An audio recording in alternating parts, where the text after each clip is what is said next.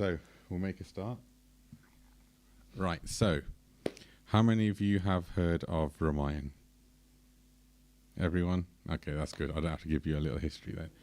So Ramayan, Mahabharata, these things, when you were taught it, how many of you are from UK? How many of you not from UK? Okay, so you got a little mix. So when you would have been taught it at school, like we were, the word they often attached whenever they would look at Hinduism specifically, which is ironic because they never attached it to other religions, but Hinduism specifically, the word they would attach is mythology. Okay? So you must have encountered that, Hindu myths, Hindu mythology, right? Is this a common thing? Meaning it's not based in history. So normally when I start the presentation, I'm doing loads of jokes and all that kind of stuff, which I will do, don't worry. It's not going to be dry. But I was researching a little bit of the history of where this mythology actually came from. Because it's okay, one, to try and disprove that there is mythology. But they're looking at, okay, well, why did it start being called that? You never hear of Christian mythology. Do you ever hear the myth that Jesus walked on water? Or the myth that he cured people? You never hear that, do you? You always history. How it happened 2,000 years ago. But whenever anything in Hinduism is in scriptures, this is mythology. So there's a reason behind this. So we'll actually go into it. So if you can go to the next slide. So text is a little bit small, but you can listen to what I'm having to say. So basically, the land of India is actually called Bharat. That's the name of India. And my guru was actually a freedom fighter during the Indian independence. So you see there's a picture with three little pictures at the bottom there. The picture in the middle is my spiritual master. So he was actually in the freedom fighting movement in India, in Bharat. And at the time, where he was actually involved in that. So he saw the whole thing of India getting its independence, etc. So he actually trained all of us. And he used to tell us that this word mythology has been applied by the British colonizers. And even the word Hinduism is not a word. There is no Hinduism word in our scriptures. It's called Sanatan Dharam. Sanatan means eternal, and Dharam is loosely translated to religion. But it kind of means duty. So Bharat, India, was ruled by the British from 1858, some say 1813, to 1947. So this is a very large period of time. So during the British period in India, Christian missionaries and the colonial considered the study of Sanskrit very, very important because they were trying to colonize the country and convert Hindus to Christians. So they thought, let's learn Sanskrit, let's look at the religious texts. So one reason that they gave for that was if they could convert the Brahmins, in those days, the Brahmins were actually disseminating knowledge. So Brahmins didn't just do religious worship. Here, nowadays, if you have like a religious ceremony, like a wedding, or even funerals and all this kind of stuff, you call the Brahmin, you call the Pandit. Some people call us that, like, Panditji, I'm just a normal guy, I go to the temple. But typically, that's why you call Brahmins, to do worship. But Brahmins were teachers. They used to teach everything, not just religion. They taught everything. The Veda actually means knowledge. It's not a religious text, so to speak. It encompasses all types of knowledge. So they set up this professorship of Sanskrit at Oxford University. And like I said, I'm going to go and speak at Oxford in a few weeks' time. And it's going to be interesting to see what their thoughts on this are. So this Bowden, Lieutenant Colonel Joseph Bowden, set up this professorship which explicitly stated the aim was to convert the people of India to Christianity by disseminating knowledge of sacred scriptures, the Bible, amongst them. Okay? So if you're going to do that, so let's say, for example, you're following let's say, for example, really crude example, who here can cook? few lads put their hand up. Well done. Right, so let's say who taught you how to cook? You're giving them a handshake. Who taught you how to cook? YouTube and my mum. YouTube and your mum. Right. So let's say, for example, I come to your house and tell you your mum's cooking is terrible. I'll teach you a better way to cook. Can't have a problem with that. Yeah? Can you think, hold on a minute, my mum's cooking is great. Because usually everyone thinks their mother's cooking is great. And if they don't, they have handprints on the side of their face. So I would have to come in and tell you, hey, that YouTube video you've seen is rubbish. That's not going to teach you how to cook properly. I'll show you how to do it. My stuff's really good. Here, try something I've made. Right? So this is essentially what they had to do. They had to come and tell you, well, the stuff you're already doing is rubbish. This religious system that you're following, this is rubbish. It's mythology. So if you go to the next slide. So their motive going in was to portray Sanatan Dharam, which is what Hinduism is actually called, as worthless fables and superstition. So I'll read off some of the quotes. So these are actually from books written at the time by the missionaries. So this is a guy called Macaulay, Thomas Babington Macaulay. He wrote, "A single shelf of a good European library was worth the whole native literature of India and Arabia." A single shelf. That's what he's saying. So this Claudius Buchanan, a Christian ministry, wrote, "This idol called Juggernaut is the Moloch of the present age. The blood of his worshippers stains his chariot wheels." So you've heard of the word a juggernaut. They got that from Jagannath. Literally, who here knows about Jagannath? Yeah? In Jagannath Puri, they have this huge chariot festival.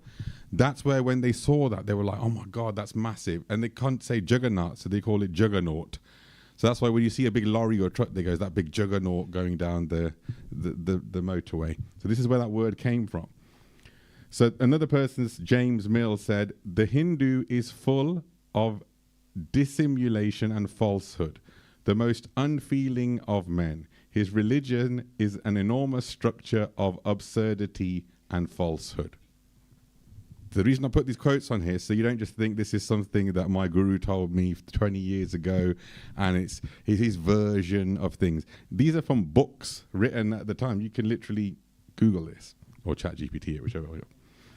So John Dowson, a scholar, Classical Dictionary of Hindu Mythology, says, "The Hindus have an inexhaustible store of legends and fables, peopled with gods, demons, and fabulous beings of every description."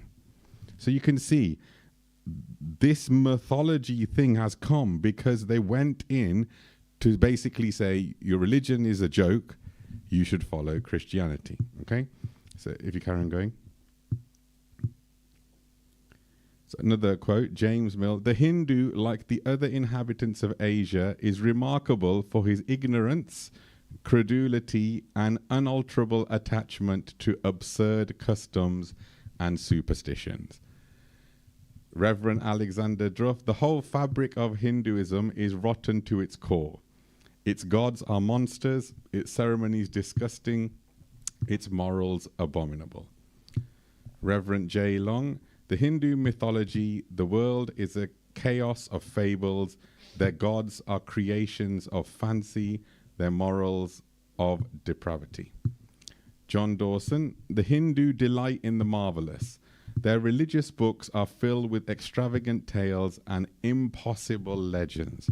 Impossible. You see, this is the issue, because everyone thinks that life started in the West. That's what the traditional scientific view is, that life started in the UK and America, and the rest of the world, they've been sleeping for thousands of years. They weren't doing anything. So Max Mueller, the last one, this one really made me laugh and be slightly annoyed. "The ancient religion of India is doomed, and if Christianity does not step in, it will perish of its own unworthiness." That's hilarious to me, because India at the time was one of the richest countries in the entire world and had a civilization that had gone on for thousands and thousands of years. And when Britain took it over, within 200 years, it was one of the poorest countries in the world. And I don't know if you've seen, there's an interview by Shashi Tharoor, and he interviews with the BBC. Some of you have seen it, and he wrote a book on this. He said the colonial atrocities. And the BBC interviewer was interviewing him, and if I show it here, the YouTube will basically do us for copyright, and they'll take the video off, so I can't actually show you the video. But it is there. And he basically says that UK in history, they don't teach colonial history at all. They don't teach what they actually did across not just India, but across the rest of the world. So, can we carry on?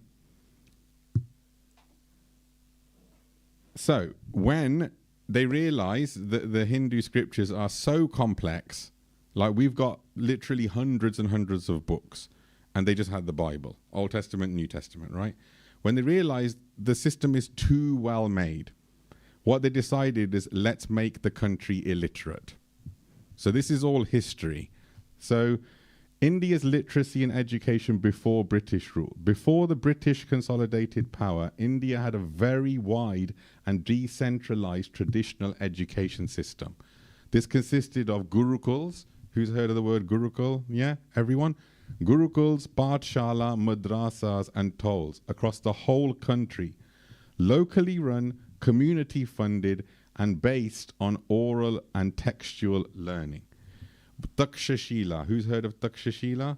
One of the first universities in the entire world was in Bharat, in India. So they realized that the education was across the whole of the country.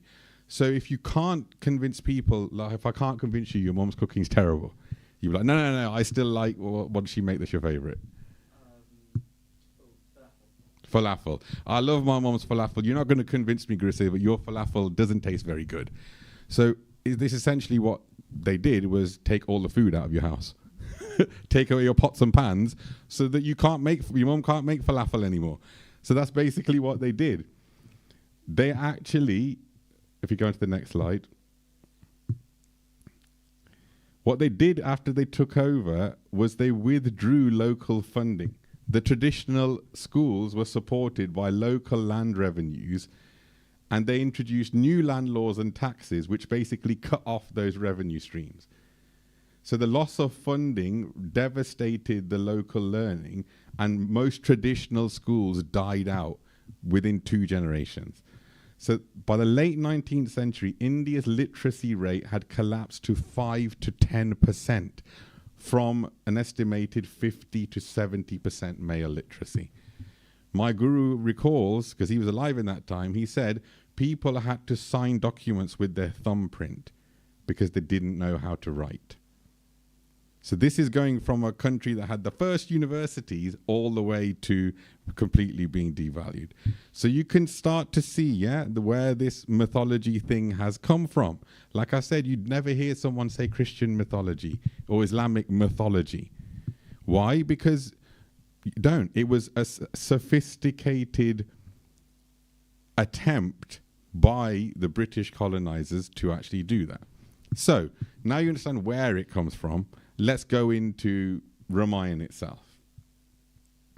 So what is generally the meaning of the word mythology? So based on or told of in traditional stories, or lacking factual basis or historical validity. Okay? So it doesn't have any basis in fact. That's what usually means by mythology, yeah? So you heard of like Greek mythology, yeah? You've heard of, what's the other one? What's the other big one? It's Greeks and then the Roman mythology, yeah.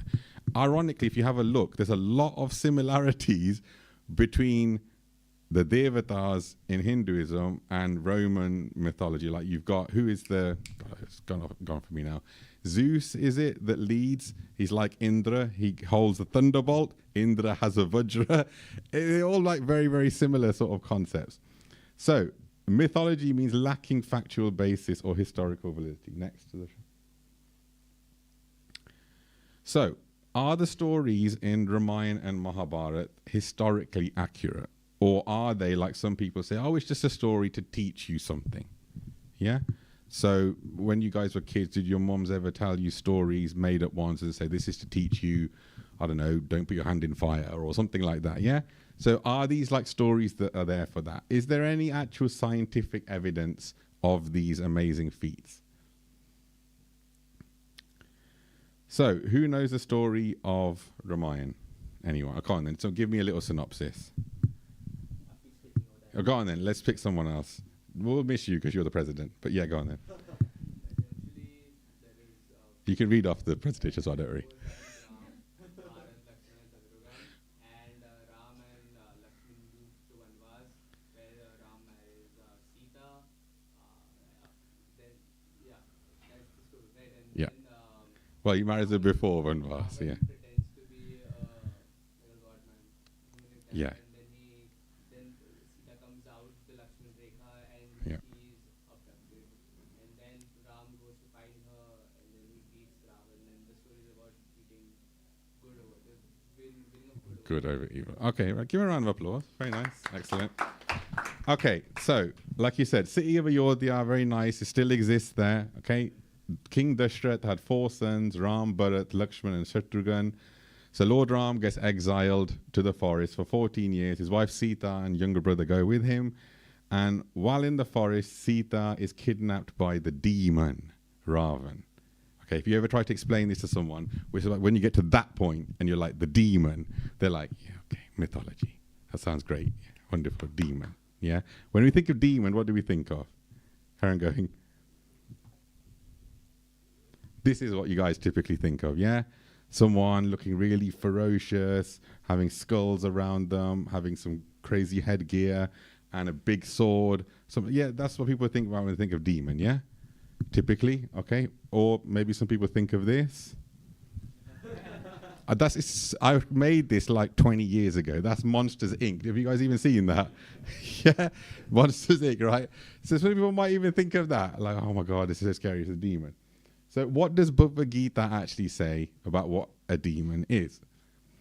So Bhagavad Gita says, in this world, there's 2 classes of men, Devata and Dana, okay?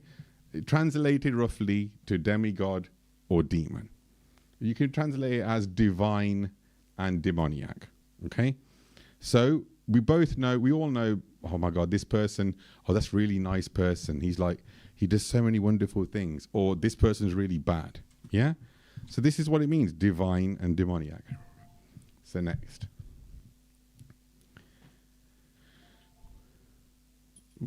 Okay, so Bhagavad Gita, 16th chapter, Lord Krishna. So Lord Krishna says to Arjun, what are the divine qualities?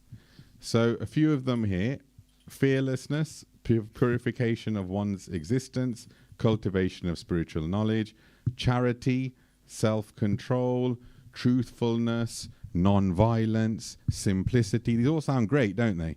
So do they sound great? If someone's charitable or non-violent, you're like, yeah, that's a really nice person. Yeah? Aversion to fault finding. Don't find faults with people. They're compassionate, gentle, modesty, cleanliness, freedom from envy, the passion for honor. These are all really nice qualities, yeah? So you see someone with these qualities, you think, hey, that guy's really nice. So what is the demoniac qualities, you might think? Well, what makes someone a demon? Carry on going, solution. So, arrogance, pride, conceit, anger, harshness, and ignorance.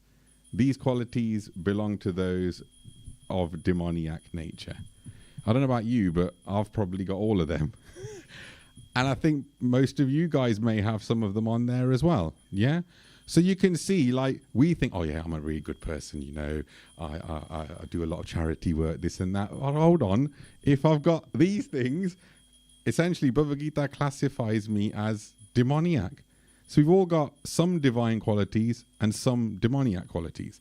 Imagine if someone has all of those. Does anyone know anyone that has all of those? I'm not talking like just in general, like in your personal lives. Have you met anyone that has all of those? Come on, a few of you have. Yeah, no. And, all right, okay. Let's go a step further. Who do we know that's really, really like gone to the limit of, go back, limit of what those bad, no, back one more, bad qualities are? Come on, in history, I'll give you an easy example. In history, who do we know who exemplified these to like crazy levels? Hitler, very nice. Who else? Stalin? Anybody else? Mussolini, yeah. Anyone like now times? P. Diddy. R. Kelly. R. Kelly, P. Diddy. Someone says Trump, yeah.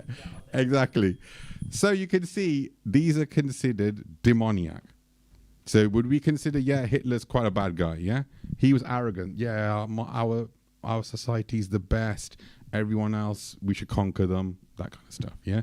So this is demoniac qualities. So, next.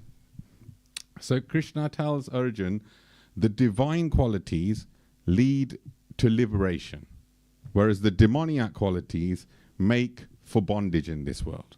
That's what Krishna is telling Arjun. And he tells Arjun, don't worry, you have the divine qualities. Okay, next, Sudarshan. Again. So, Ramayan continued. Can someone please tell me the rest of Ramayan? You could, like I said, cheat sheet is there. Should we pick somebody else? Go on then. So Ravan abducted Sita to Lanka, and so Bhagwan Ram gathered a Vanar Sena and built the Ram Setu, or the Null Setu, if I remember, to Valmiki Raya. Okay. And then they built a bridge, went across to Lanka, fought Ravan, won, and then came back to India. Okay, give a round of applause. Very good. Maybe the next president sitting behind you. Okay, so Ravan abducted Sita and took her to Lanka. Yeah, and Lord Ram, with the aid of a monkey army, built a bridge across the ocean by throwing rocks into the ocean. Imagine you're a Christian minister, right? Back in those days, and you read Lord Ram had a monkey army and crossing. They'd be like, "Oh, this has got to be a myth. It's got to be a fable." Why? Next solution. He's probably thinking of something like this. Like, come on, let's serious. How many bridges is that monkey going to build? The little one in the middle, he's not going to hurt anyone. He's so tiny. This one probably will because he's holding a gun. You're not going to be able to aim very well. But look, this is what they're probably thinking. This kind of monkeys. Yeah, they're not going to do any damage. But what Ramayan actually says is Varner, or ape men. A little bit like that. Has anyone ever been to the zoo? Have you seen gorillas? How big are they? There was I think it happened last year, I think. There was a poll going on social media. You're laughing because you probably know. Like, if 100 men attacked a gorilla, who would win? And they were like 100 Mike Tysons against a gorilla. Like, the gorilla would just kill 100 Mike Tysons. After the first couple of Mike Tysons got killed, the other Mike Tysons would realize they like cocaine better and just run off. You know, so this is what I think. Someone like that is going to be able to cause a lot of destruction. Okay, so Varner, ape men, that's what Ramayan's referring to. They could carry big rocks and build a bridge. Okay, so you might be thinking, still, come on, monkeys building a bridge. Has anyone tried to skim rocks on like a lake or anything? Or maybe seen a YouTube video of it if you've never been near a lake? Yeah? Okay, does the stone typically float after you flick it in? No. Most of the time, 100% of the time, no. Typically, it's not going to work. So, how can we think that huge rocks are actually going to float? Okay, it's normal to think that, isn't it? So at the time, Christian missionaries would have thought, this is ridiculous. I've never seen a bridge. I never saw any signposts when we invaded India. Sign to the bridge to Lanka. None of that was there. So they thought this got to be fake. Okay, so next solution. There's a guy called Adam. Okay, Adam is a NASA astronaut, and Adam is up on the space station, and he sees this. Oh my God! There's the bottom of India, and there's Sri Lanka, and it looks like there's some sort of landmass connecting the two. Okay. Now Adam likes to name things, like he does, because he's seen it. He must have made it, so he calls it Adam's Bridge. Okay, great. He's rubber stamped. It's like when people name like constellations and stuff. They're like, that's Guru Sevak constellation. Like, yeah, I was born like 44 years ago. The constellation's been there millions of years, but yes, I'll name it. So he actually named this Adam's Bridge. Stop scrolling a minute. So what he did was he actually sent a NASA team. So this is, like I said, American scientists. They didn't inform anyone. They just sent a NASA team. The NASA team went and examined the actual bridge, and they gave a report, which I'll show you with their findings. So So next. So, just a little bit of information on this bridge. The bridge is 30 miles long and separates the Gulf of Mannar from the Balk Strait. Some of the sandbanks are dry, and the sea in the area is very shallow, being sometimes only 3 feet to 30 feet. And it was reportedly passable on foot up to the 15th century until storms deepened the channels.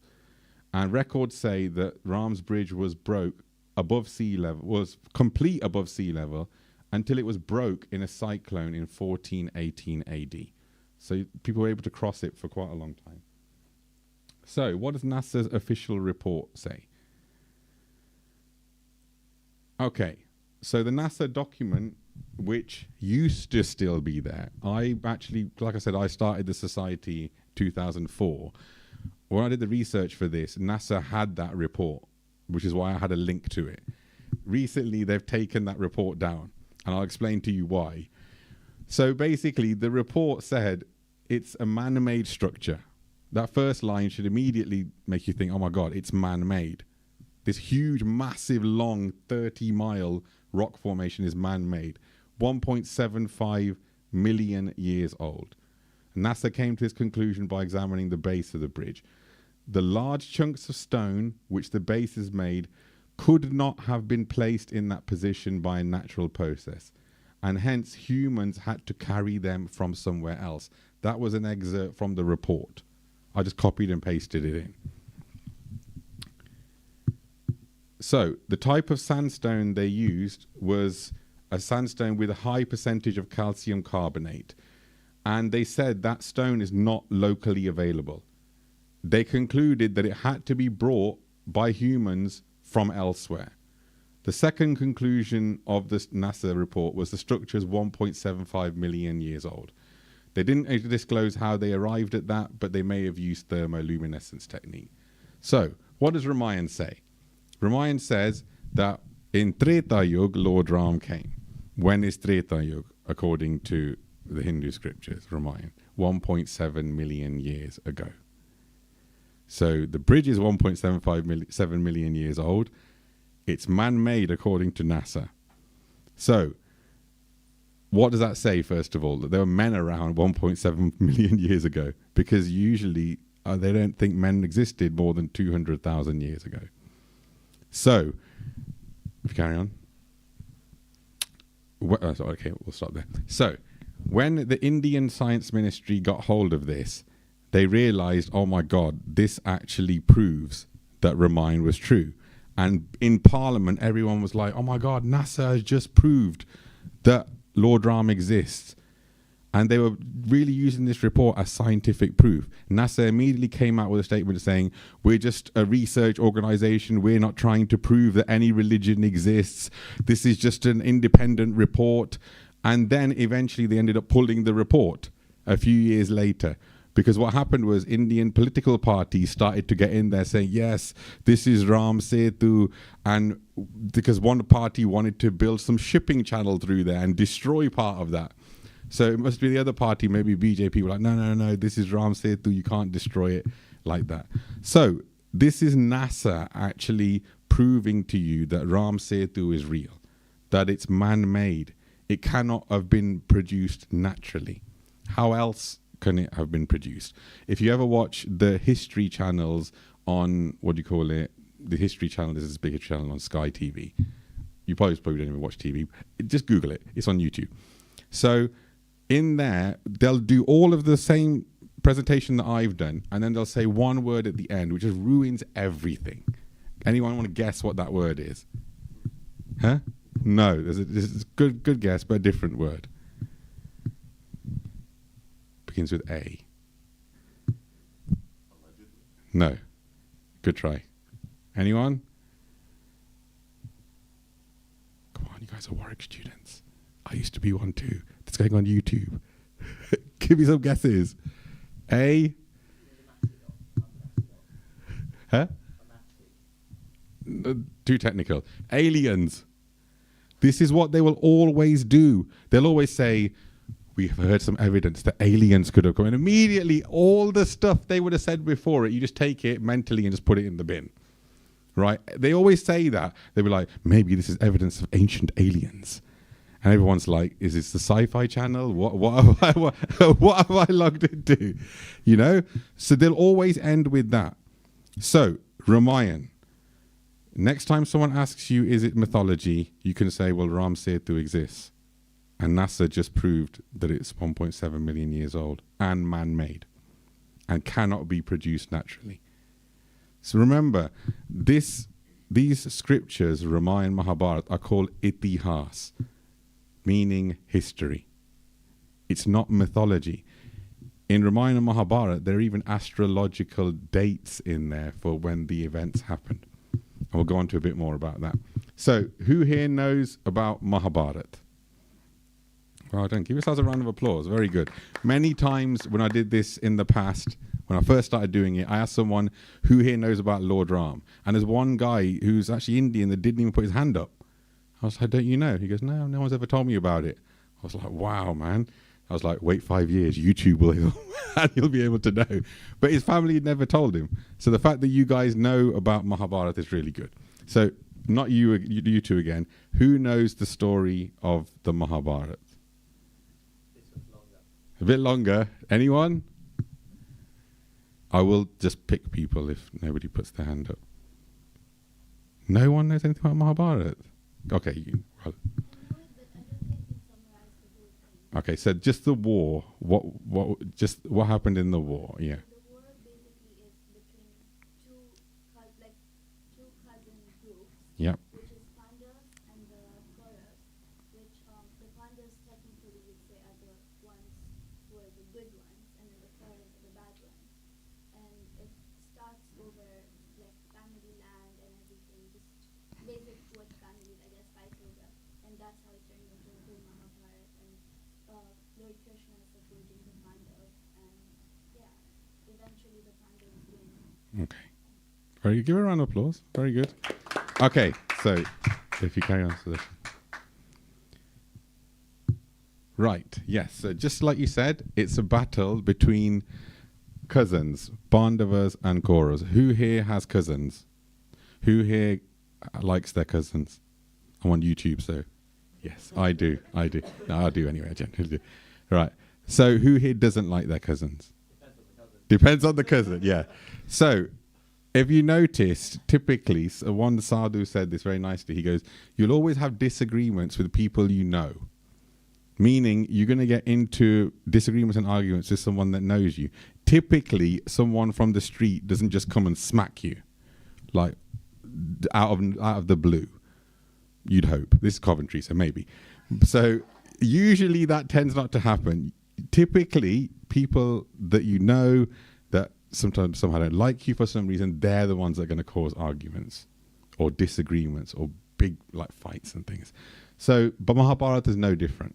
So Pandavas and the Kauravas. Pandavas were the rightful heirs to the throne. And this is not just Delhi or what's called Hastinapur at the time.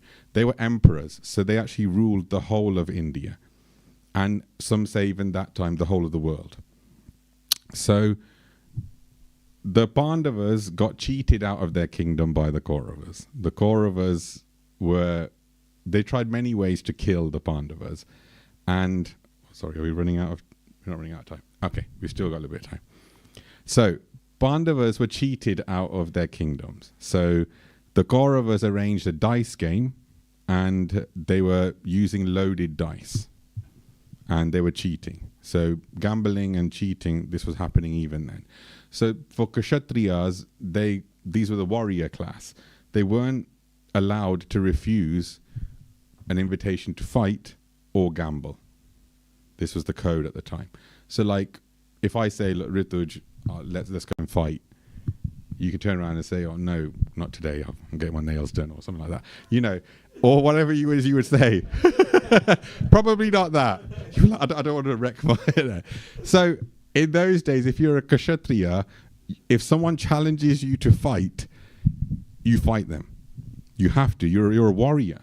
It's essentially like, okay, let's see how good a warrior you are.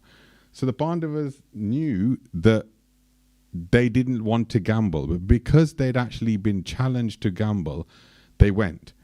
and the Kauravas cheated them out of their whole kingdom.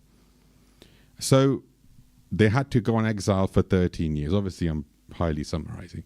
At the end of those 13 years, the Pandavas came back and said, give us back our kingdom. It's been 13 years. We've abided by whatever rules that you'd set. Give us our kingdom back. And the Kauravas basically turned around, Duryodhana turned around and said, no, I'm not going to give you anything. So Krishna personally went and said, okay, give the Pandavas just 5 villages, even though they literally own, their kingdom is the whole of India, the whole of Bharat. Give them just 5 villages. It's like me saying, I don't know, for example, who here lives on campus? Who here has a room, a nice room? Are there nice rooms? What halls are you living in? Arthur. Is that nice? Is that new? Nice. Is it nice? Okay, I don't know. When I was at uni, maybe it wasn't. The Bluebell used to be. Yeah. Bluebell is bougie. Okay, yes. Okay, we'll say yours is quite nice. So let's say, for example, you like your room, yeah? So what if your friend next to you, I'm guessing this is your friend, you play a game of dice and he basically beats you and takes your room, okay? He's smiling, he's probably like, yeah, don't play poker against me. Right. At the end of it, he's trying to see which room it is. Don't worry, it's not actually going to happen. And at the end, if he comes back and says, give me my room back, and you say, no, here, have this small chair that you keep in the corner of your room. He can't sleep on it. You can't do anything with it. But he's like, go on then, I don't want to fight. I'll just take the chair. So Krishna offered, this is even less than that. Just give 5 villages. They're Kshatriyas, so they have to rule something. So just give them 5 villages. They'll rule those 5 villages. And Duryodhana turned around and said, I will not give them enough land to fit under the head of a pin. Because he was saying, it's not happening. So Krishna said, okay, well, we tried to avert the war. So the Mahabharata war happened. So, sorry, go back. Go back. There, okay, so leave it on that. So, in that war, actually, hold on, just hold on a second. Just come off the presentation.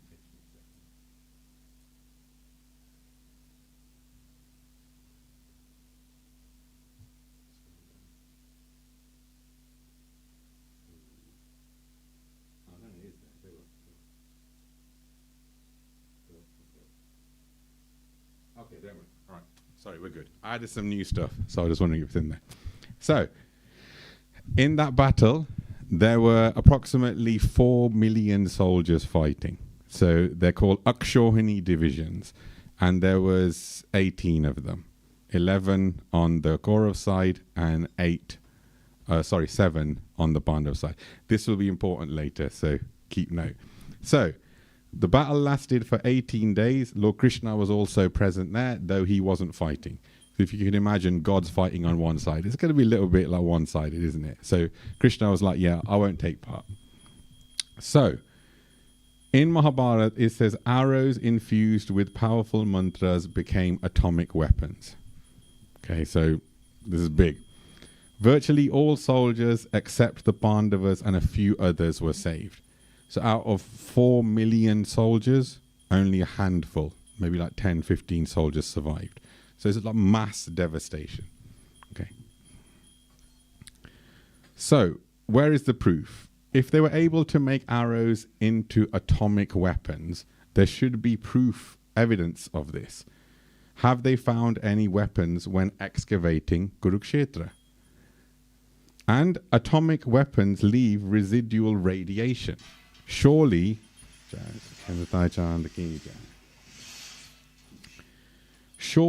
there must be cities irradiated. If this is where they were fighting, surely there must be radioactive signature, yeah? We couldn't test for these things before. Before you'd have to just take it on, yeah, the scripture said it is. You'd be no way to test. Now we can test for radiation. So go to the next.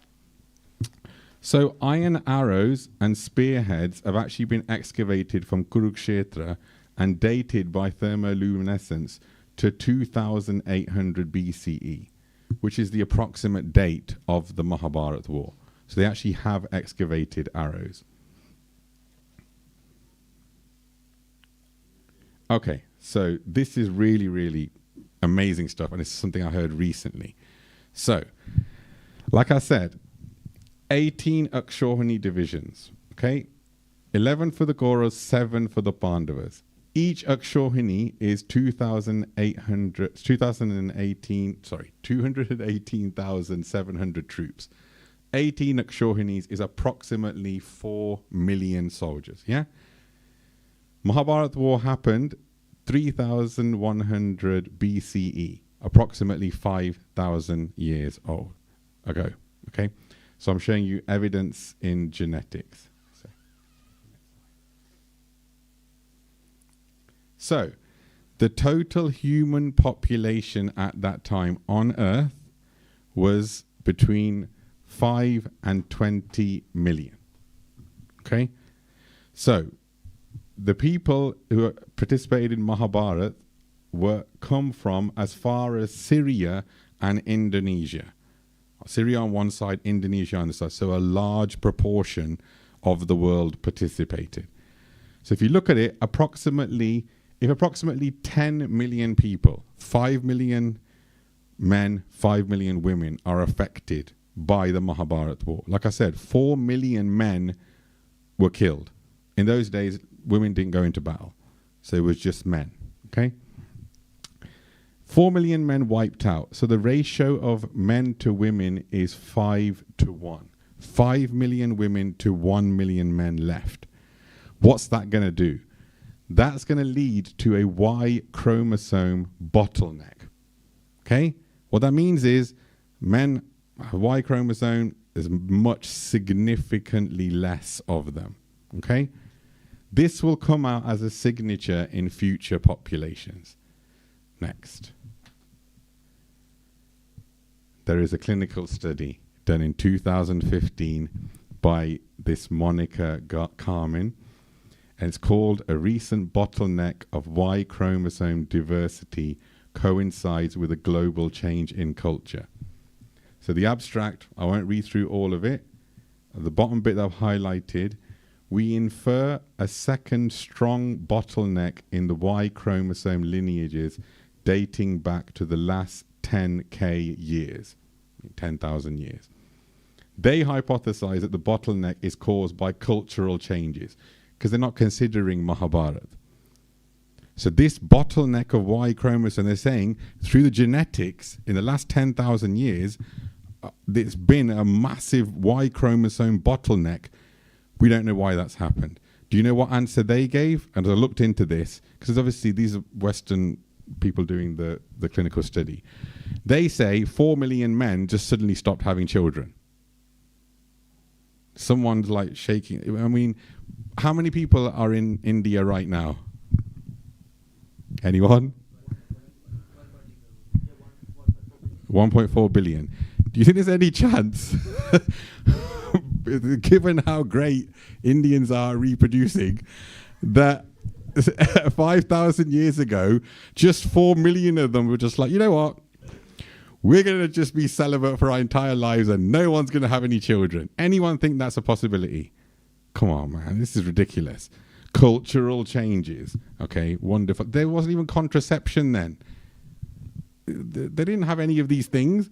So what actually is, and this is, I'll put next, if you go next. This is a graph showing the actual population decline. So if you look, I'll come closer to the screen. Right, so this big blue bit, Southeast and East Asia. Very, very large blue bit, okay? And then you've got things like Africa, you can see steady, not much of a decline. Near East, not much of a decline. Europe, not really much of a decline. Look at Southeast Asia. Boom, massive decline. Huge. Look at that population going all the way down to there. It's a huge reduction, and that's specifically in Asia. Like I said, people from as far as Syria to Indonesia actually participated in Mahabharat. So there's actually evidence in genetics that Mahabharat actually happened. So this is amazing. I actually saw this. If we go to the next slide. There's a video by there's this guy Ranveer. He's some Yeah, okay. I don't watch a lot of his stuff, but I did find this on there. This guy, Neelish Nikant, he's the actual scholar that they've got on there, and he talks about loads of other things, but this was one of the big things. When I was watching it, I thought, whoa, this is something clinical evidence showing this Y chromosome bottleneck relating to Mahabharata. This is something that, so I added that in actually for this session. I do highly recommend you go and watch the YouTube video. So you guys know, you can ask, sorry, what was your name? Ansh, for the link. I'm sure he can help you out with that. So, right, don't do anything yet. Don't. Okay, so that's the genetic side of thing. So I want to ask you one question here. I said that the arrows were infused with atomic energy, yeah? And so like an atomic weapon going off. Can anyone describe what an atomic weapon going off looks like? Raise your hand. It's a massive fireball. Okay, fireball. What else? Mushroom cloud, very nice. What else? Extremely high temperatures. High temperatures, yeah. Anything else? Yes. Radioactive fallout. Radioactive fallout, very nice. What? Craters, okay, good. Vaporization, yeah. Okay, very good. Give yourself a round of applause. That's pretty good. Okay. You are good Warwick University students. Well done. Okay, so click ahead. Right, that's typically what it looks like. Large plume of smoke. Yeah, that's you guys missed that. Large plume of smoke, really bright, incredibly bright, big mushroom cloud. Everything gets vaporized in the local area, and a huge like sonic boom which just pushes everything over. Yeah. So let's have a look. Oh, no, go other way. Okay. This is a description from a 5,000-year-old Mahabharata text. The weapon was a single projectile charged with all the power of the universe. An incandescent column of smoke and flame, as bright as 1,000 suns, rose in all its splendor. An iron thunderbolt, a gigantic messenger of death, which reduced to ashes the entire race of the Vrishnis and Andakas. The corpses were so burnt as to be unrecognizable. The hair and nails fell out, pottery broke without apparent cause, and the birds turned white. After a few hours, all foodstuffs were infected. To escape from this fire, the soldiers threw themselves in streams to wash themselves and their equipment. That's from 5,000 years ago. So is it possible, without an actual nuclear weapon, to recreate a mushroom cloud? Anyone? Have you ever had a bonfire in the back and you lit the bonfire and you get a mushroom cloud? Anyone? No? I'm hoping no, because otherwise what are you putting in your bonfire? Typically, an explosion has to be large enough to generate that. There is no way in human civilization we knew what a mushroom cloud looked like before we started to experiment with radioactivity. Is that true? Impossible. We did not know that. So how is it in a 5,000-year-old text? In here, it's talking about the radiation as well. All foodstuffs were infected. And what are the soldiers doing? They throw themselves in streams to wash themselves and their equipment. What are they doing? Anybody know what you usually do with radiation exposure? If something happens, what's the first thing they do? You must have seen it in movies and stuff, yeah? Anyone? They get the hose out and they start hosing you down. What are they trying to do? Radioactive particles. Yeah, they're trying to get rid of any radioactive particles. So that's exactly what they did in Mahabharata. Okay? So carry on going.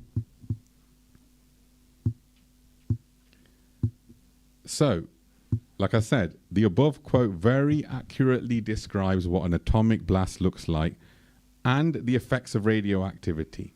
Until we started experimenting, no person on Earth could have described radiation sickness. Even radiation sickness we wouldn't have known about. Because until we started messing around, Madame Curie, everyone knows this, she was x-raying herself repeatedly. not realizing it's just completely poisoning her body, and she died of radiation sickness. So until we started doing that, we wouldn't have known. Carry on going. So radiation sickness in clinical detail is being described in Mahabharata. The hair loss, vomiting, weakness, and eventual death. Classic symptoms of radiation poisoning. More significantly, it states someone could save himself by removing all metal from his person and immersing himself in the waters of rivers. This is to wash away contaminated particles. We do the exact same thing today.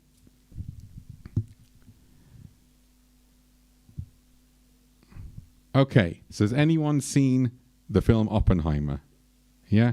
Someone's going to say, I watched Barbie instead. You should have watched Oppenheimer too.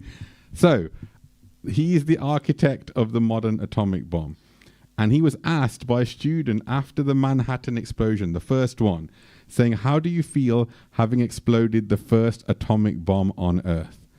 Oppenheimer's reply for the question was, not the first atomic bomb, but the first atomic bomb in modern times. That's the guy who supposedly invented the atomic bomb telling you, I didn't do it first. And do you know what he was actually reading? Have I actually included that? No? Okay. So those of you who know, when the first atomic test was happening, Oppenheimer was reading Bhagavad Gita. And he was actually reading verses from it. And in the movie, they put it in at a totally inappropriate moment. I don't know why they do stupid stuff like that. He was reading it when the atomic blast went off. And there's that verse, and I am become death, the destroyer of worlds. So he was actually following, and he knew from our scriptures that we had evidence of atomic weapons. That's why he said that. Come on, think about it. If you'd invented something as crazy as the atomic bomb, wouldn't you want to take credit for it? Think about it. You're literally going to save the world, save America. And he's saying, no, I didn't do it first. That's someone that's speaking facts. Okay. So, anyone heard of Dwarka? Anyone heard the story of Atlantis? What's the story of Atlantis? Not you. Again, you're doing all the answers. Anybody else? What is the story of Atlantis? Yes, you made eye contact. Do you know it? No, you don't know it. Oh, demerit for you. Yes. Yeah, a city that went underwater. Okay? So Dwarka is very much like that. So Dwarka is Lord Krishna's kingdom in the ocean. Not actually in the ocean, but like an island in the ocean. And it said Lord Krishna ascended to his divine abode at the end of the previous age and Kali Yuga started. This is 3102 BC. So it says when Krishna left the planet and ascended to Vaikuntha, catastrophic rain storm and a sea deluge that lasted for 7 days totally drowned and destroyed Dwarka city. So you would think if this whole island went underwater, what's going to happen? Typically when you have massive seismic events, what usually happens in the ocean? Correct, tsunami. Give me a round of applause. Well done. Okay, tsunami. So you'd think if there's a huge tsunami, any civilizations around that time in the world would have registered, oh my God, there was a massive tsunami at that time, yeah? So this is exactly what happened.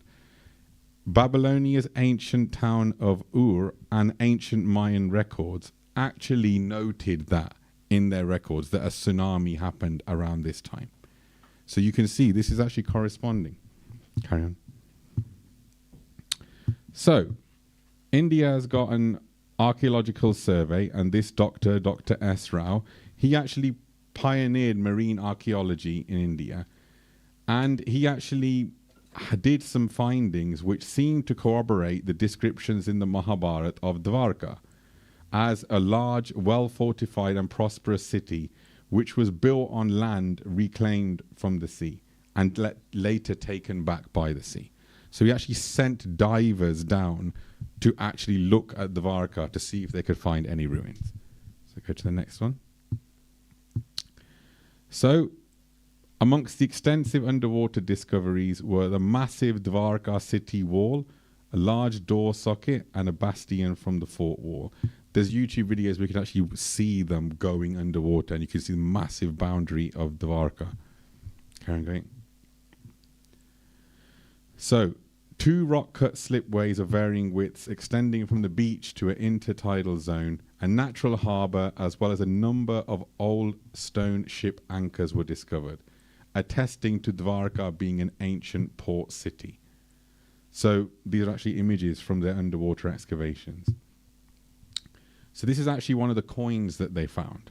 So this 3-headed motif on this conch shell seal found in the Dwarka excavations corroborates the reference in the scripture Harivamsa that every citizen of Dwarka would carry a mudra or seal like this to say that they belong to Dwarka. Like some places have ID cards. Yeah, so they obviously didn't have ID cards then, but they would have something like this seal. So it's described in that scripture, and they've actually found these. So next. Okay, so this is Dr. Rao's official findings. He says the findings in Dwarka and archaeological evidence found compatible with the Mahabharata tradition remove the lingering doubt about the historicity of the Mahabharata, says Dr. Rao of the National Institute of Oceanography. And this was instrumental in conducting much of the underwater excavation. And his statement, we would say Krishna definitely existed. So you can see they've got evidence here of Dwarka. Next. Okay, so we're not doing that bit. So you can see I've presented quite a lot of scientific proof of Ramayan and Mahabharata. So next time someone asks you, is Ramayan and Mahabharata mythology? You can tell them it's not. Well done. Okay. Give yourselves and me a round of applause. Thank you. So what prompted me to actually make this? So when I first started the society, I realized that Warwick University students are not just going to be happy if I pull a Bhagavad Gita and say, or Ramayan and say, here, Valmiki said this, or Lord Krishna said this. Well, there has to be a way to prove that this is actually real. And I'd started doing my research, and over the years, like you can see, I've added to it. So we have the benefit now of having scientific evidence that Mahabharata and Ramayan is true. And these things are actually recorded, like I said, in many, many different places. So you can see this adds more credence to the accuracy of the Vedic scriptures and the Vedic texts. Not to mention, there's loads of stuff in the other presentation that I've done where there's the astrological calculations of the stars. There was a French astrologer that was recently, in the last 100 years, using telescopes, was measuring the positions of the stars. And then when he went to the Hindu scriptures and found the exact same measurements in there, he was like, I'm astonished that the measurement of the planetary systems and the stars is so accurately measured down to the minute in the scriptures when they had no telescopes. You can't see it with the naked eye, yet it's in there. Same with embryology. In Srimad Bhagavatam, week by week embryology is shown, how the fetus develops. And that matches exactly with what modern sonographs and all that kind of stuff have shown. They didn't have that equipment then. So how can they have possibly known what was happening in the womb? So this is where there's so many evidences in the Vedic text that we assume that we're in an evolutionary state now where we've evolved past everything. Okay? The past was terrible, they're all stupid, and we're super clever now, and now we have AI and we're going to be dumb again because everyone's just going to ask AI everything. Okay? But if you look at this, if they were using atomic weapons 5,000 years ago, does that not show evidence of an advanced civilization? Like I said, there is no way they could have possibly described a nuclear blast unless they were using atomic weapons. Oh, there's one bit actually I didn't put in the presentation. You should definitely Google this. There's a city called Mohenjo-Daro. It's amazing because I researched this, and it's whole sections of it are crystallized green. And they found that they were saying, how is this green crystallization happening? Because they found at Hiroshima, where the atomic bomb had gone off, large areas of the beach had turned into this green crystalline substance. And they were like, this matches what happened in Hiroshima. So clearly there must be some sort of atomic event that's happened there. And what they did is oh, you found it? Okay. So they actually, he's very, very fast on Googling stuff. So they actually checked that area. They say, look, this could have been caused by a meteorite blast. Let's say, for example, a meteor hits. That can cause intense heat. So they could have caused the actual sand to crystallize like this. They couldn't find any meteor fragments. And a French researcher actually found in a temple nearby, near Mohenjo-daro, there's an inscription on the wall written saying, they are attacking us, I'm paraphrasing, they're attacking us. They're using these divyastras, divine weapons. Nobody will survive. Oh Lord, please save us. So it's actually inscriptions saying the divyastra is atomic weapons that they're using. So Mohenjo-daro, they actually show in that city, there's something, so the city is built on top of itself over and over and over again. And you'd expect if that happened, the city that's above is going to be more technologically advanced than the city below, yeah? If the technologies are improving over the years, as they rebuild over the cities, you should find better plumbing, better architecture, better pottery and all that kind of stuff. What they found was actually the opposite. As they kept going down and down into the city, they found more sophisticated architecture, more sophisticated plumbing, drainage and all that kind of stuff. They were like, this is crazy. This looks like going into the past, the civilization was more advanced. And you can see in India, like I said, with the British rule, India was invaded many times. And in those times, even when the Mughals invaded, they went to this Takshashila University, and for how many weeks were they burning books? 4 or 5 weeks they were burning all of the library materials in there because there was so much knowledge.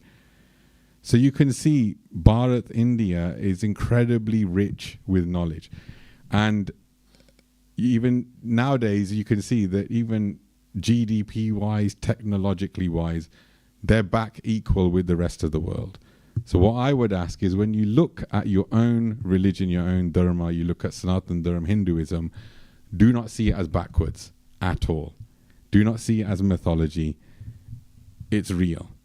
And there's scientific evidence to prove it. And later on in the year, I'll do a session on near-death experience. And if we can get someone to do past life regression, we should definitely do that. And that's scientific evidence of the soul. And when you start pairing the two things together, that Ramayan Mahabharata is true, and there's scientific evidence of the soul, for me, it was a big turning point because I've been religious my whole life. That's my parents sitting there. Give them a round of applause. They're great parents. So I've been brought up in Krishna consciousness, in Hinduism, and I never really questioned it. But I started to sweat when I found all of this stuff because I was like, oh, damn, it's actually real. And I was like, well, if it is real, I better start doing it properly. And I remember once at Warwick, I did this presentation, and one of the students came up to me and she was like, this stuff's amazing, what you said. I goes, well, do you believe it then? She was like, I don't want to, because if I do, I have to change how I'm living. And I don't want to do that. And I was like, okay, it's up to you. I goes, but in the future, when you're tired of living like this, realize and remember, all this evidence is there. And this is why the Krishna Conscious Society is so important. And like I said, because I started it, I still get so many people coming up to me saying, oh, Guruseva, we remember we came to KCSOC 15, 20 years ago. We met our wife, husband, whatever there, or we still go to the temple, we're still religious, that kind of stuff, thanks to the society. So this society is here to basically enlighten you and to set you on a spiritual path, which is going to be instrumental in giving your life meaning. It's not necessarily about following all the do's and don'ts. It's to have that understanding, self-realization, to realize who you are, and God realization. Yeah. So I'll end there. So hopefully you guys enjoyed it.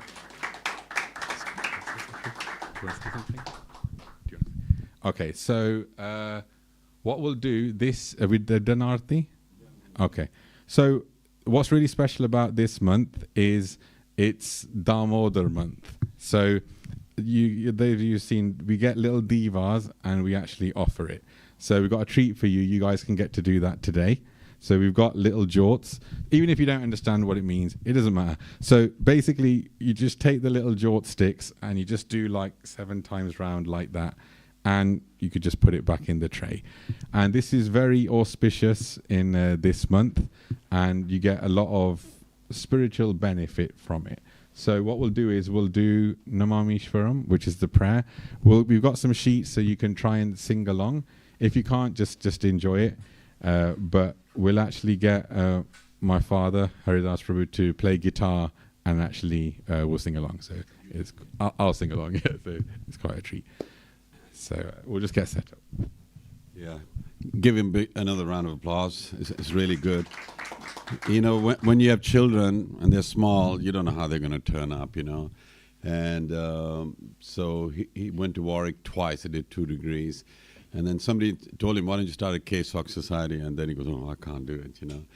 But thanks to students like you, you know, who respond and they want to know. And I'm telling you, to this day, you know, I meet people who are educated, and when somebody passes away, even no education can make you feel strong.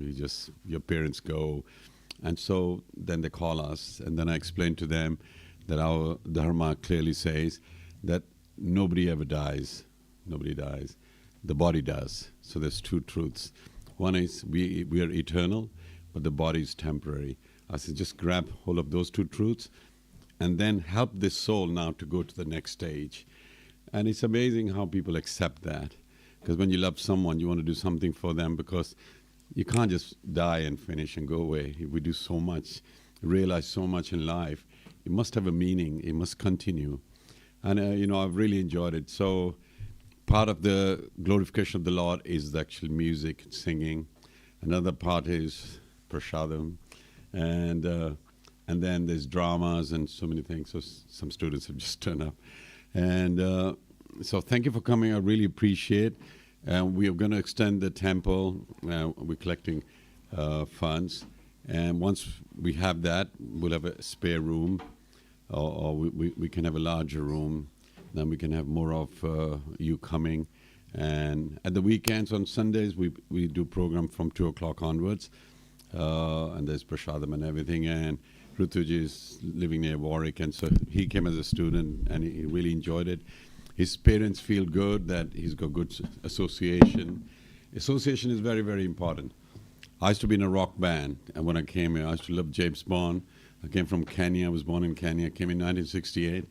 On Saturday is my 75th birthday, and so I had a life to the full, but it didn't give me satisfaction. And then I actually prayed to the Lord, saying, what's the meaning of life? Because I've got my degree. I used to work for Rolls-Royce.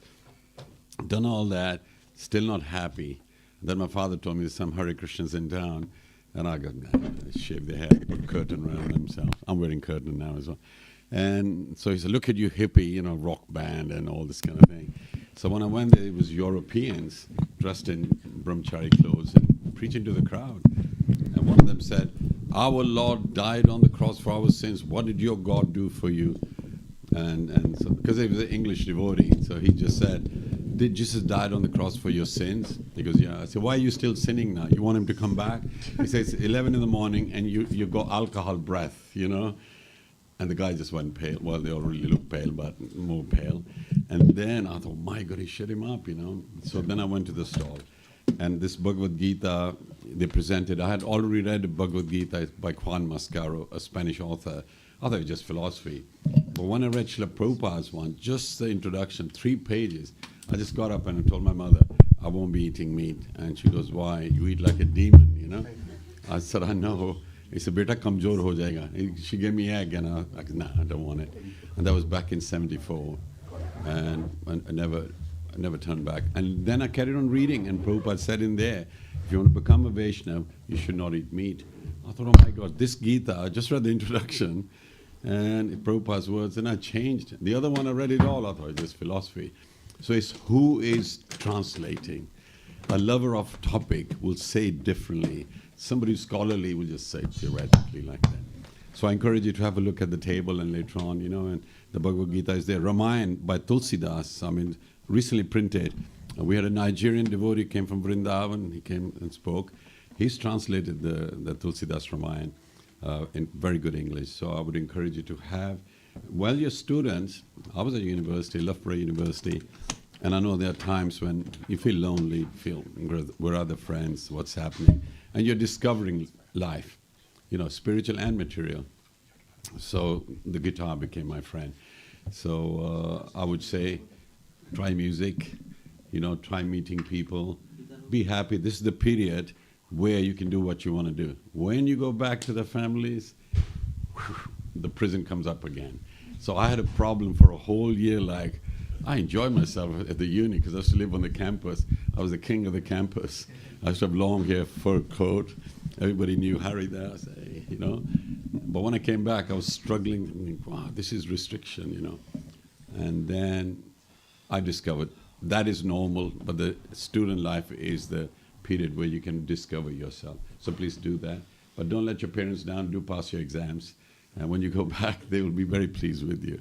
So we'll do the prayers now. Okay, so the words are on there.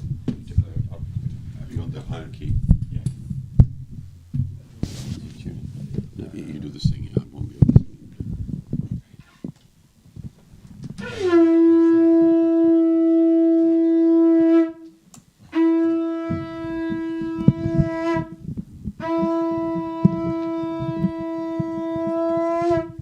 It's a reverb one.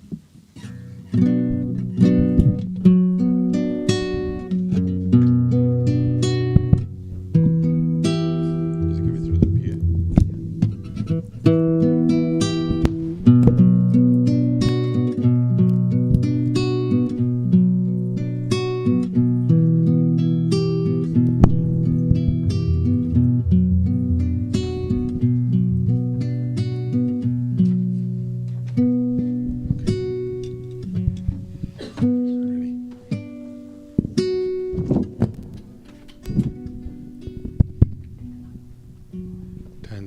Turn the lights down. Okay, who's gonna help to light the jewels? Are you gonna? Okay.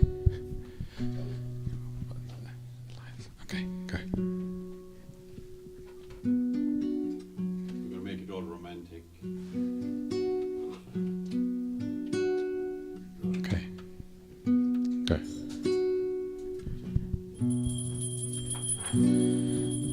Namami Sharam Sachidanan Rupam Lasat Kundalam Goko Devrajamanam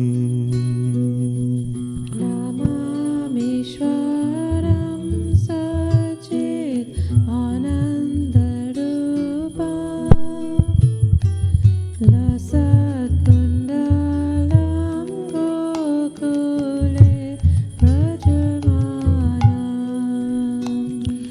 Namami Sharam Sachidanan Rupam Lasat Kundalam Gokule Prajamanam Namamishwaram Sachit Anandarupam Lasat Kundalam Gokule Prajamanam Jashoda Viyolo Kolabda Manam Param Rishtamatan Tatodruta Gopal Yashoda Biyoloka Ladavamanam Paramrista Madhyanta Todutya Gopal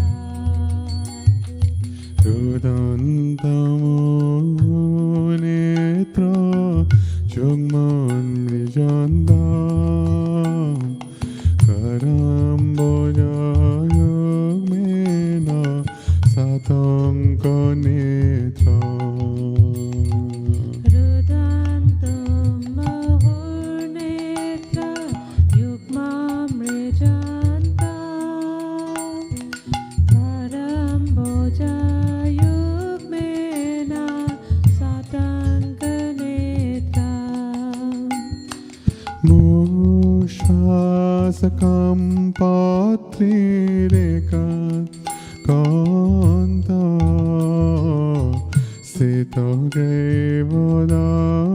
स्थितग्रीवदामोदरं भक्तिपदम्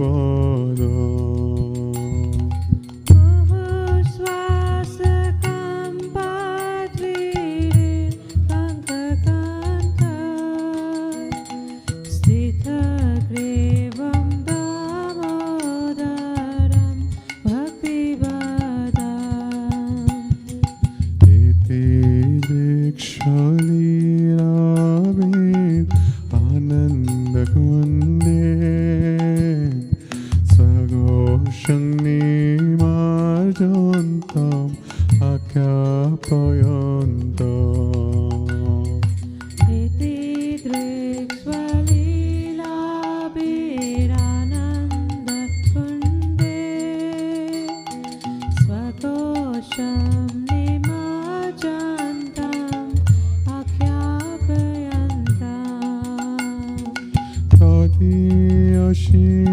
तदीयशीतागेषु भक्तिर्जिरोद्भा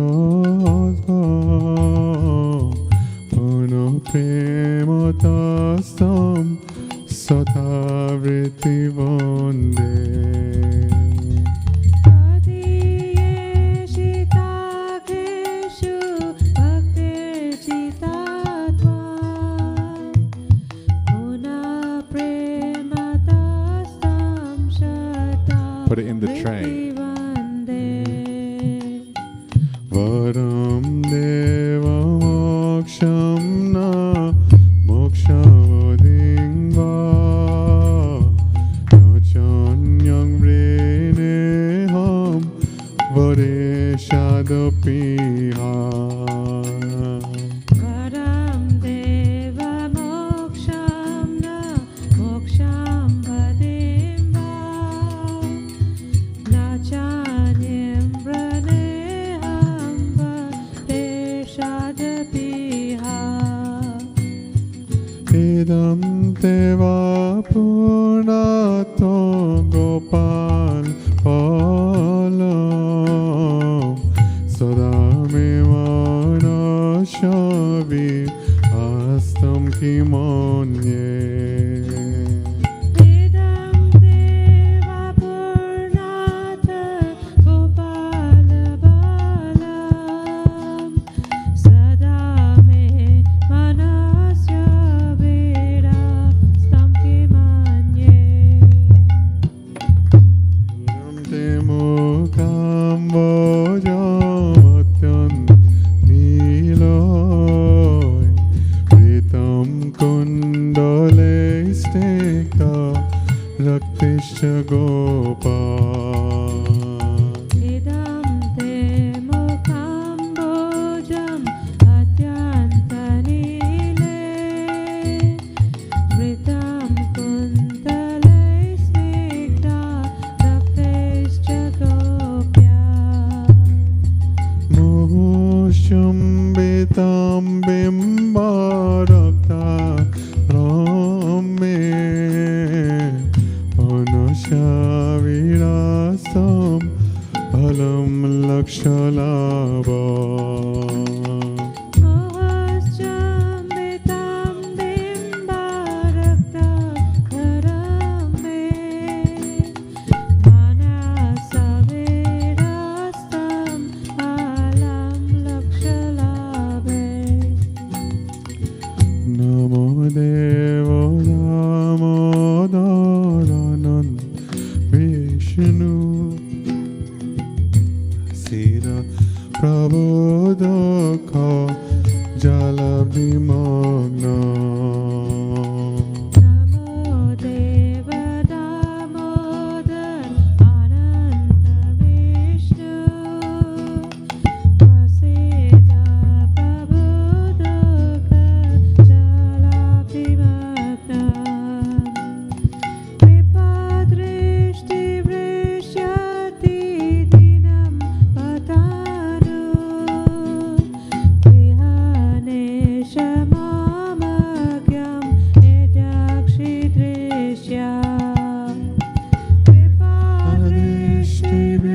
Ishtati dinam tano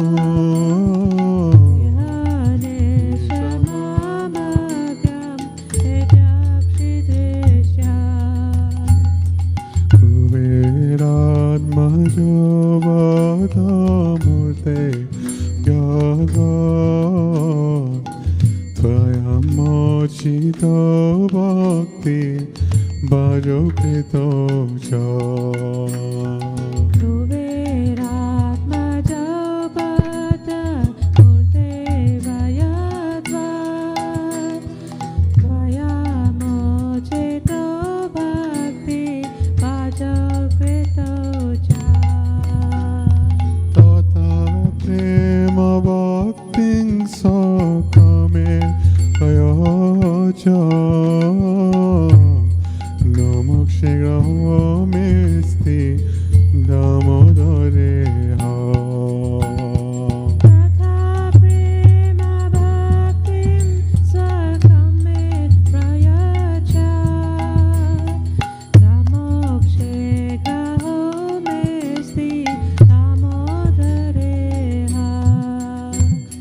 Namaste Studamne Suradip Tidamne Tvadiyodorayata Vishwasadamne Namaste Studamne Suradiptidamne Tvadiyodarayata Vishwasyadamne Namo Radhikaye Todiyo Priyoy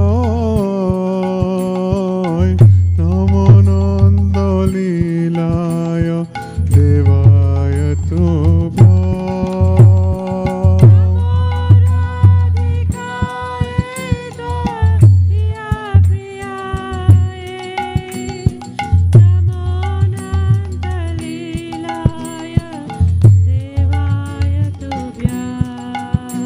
Namo Radhikaye Todiyo Priyoy Namo Nandalilaya Devaya Tubhya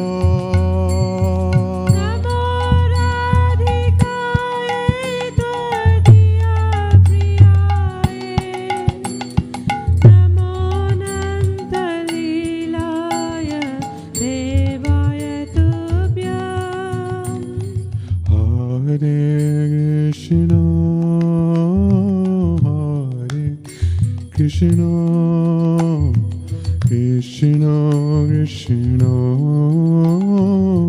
Hare Hare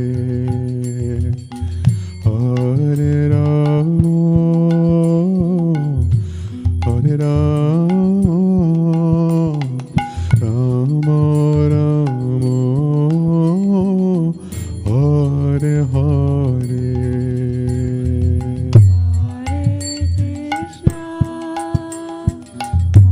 Hare Krishna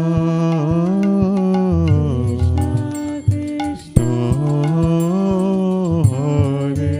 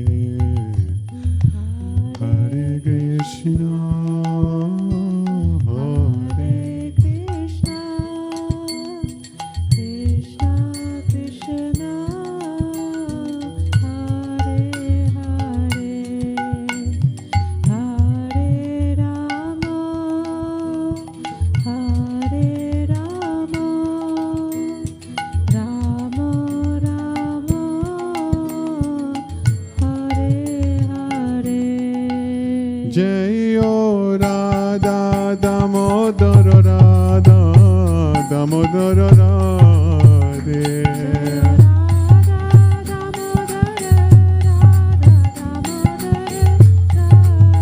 Jayo Radha Damodar Radha Damodar Radhe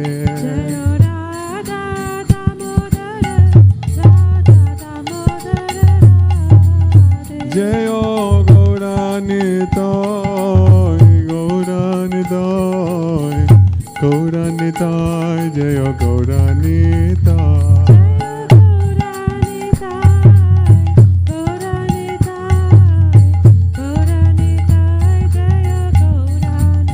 Jayo Jagannath Jagannath Baladev Jayo Subhadra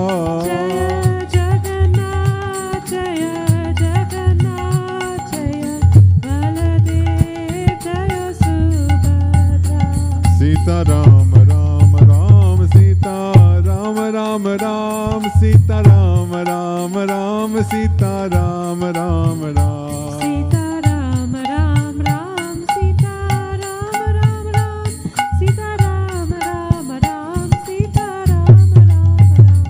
Raja Ram Ram Ram Raja Ram Ram Ram Raja Ram Ram Ram Raja Ram Ram Ram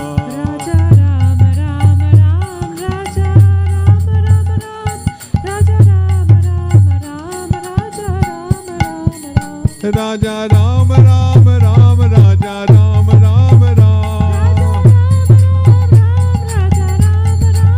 Raja Ram Ram Ram Raja Ram Ram Ram Sita Ram